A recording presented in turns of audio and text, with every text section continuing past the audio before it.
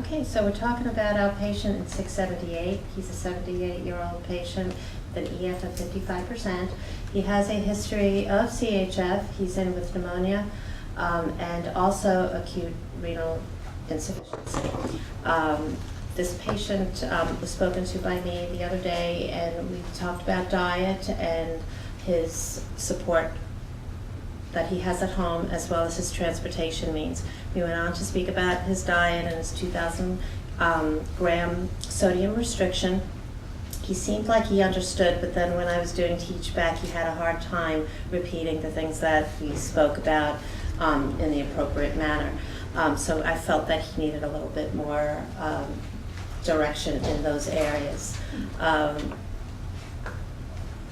That's good for us to know too, as far as those who come in the room. After that, then we can watch out for that and explain a little bit more. Sure, and when I did my assessment, he lives at home with his wife. Other than coming to the hospital, he was independent with his ADLs. Said he didn't use any equipment at home, no oxygen, anything like that. So I'm not sure he's going to have any DME needs.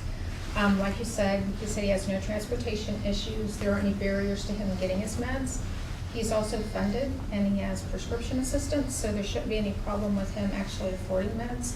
We can also possibly consult Walgreens bedside delivery, so he could have meds at bedside before he goes. Perfect. Because you said he had some trouble with retention, we can definitely do like transitional home health care for him. And I'll go ahead and get him set up with an appointment at the clinic. Right, he was amenable to going to the heart failure clinic. And I made a referral to dietary and to pharmacy, so we can do some teaching with him. Do we know when he'll be discharged so that we can counsel him on his meds? I'd say probably a couple of days. Couple days? Okay. Yes.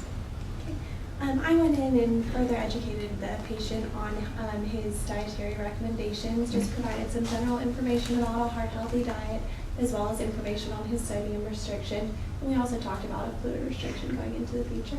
And I just provided him with some educational materials to take home as well. Okay, perfect. So one of the things that I wanted to talk a little bit about today, sometimes when we think about patients, we think, okay, well, how come they just don't change? And so I saw this on a webinar, and I thought I would share it with the group. And so it just says, why don't people change behavior? So their values don't support it. They don't think it's important. They don't think they can. So then, that 50-50, the patient's participation, and then 50% our support and helping the patient and what they need later. They haven't worked through their ambivalence or their disease process. They aren't ready for it. They don't have a good plan, and they may not know how to start that. And so, I think again, just, our help and helping them, okay, what's the first thing you're gonna do?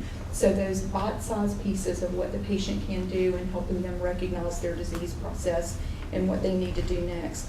And then they don't have an adequate social support system. And so I think the job that we all do in assessing the patient goes a long way in helping to figure out, how we can help make the patient successful at home. Thank you guys for bringing your patients to the Heart Failure Huddle today.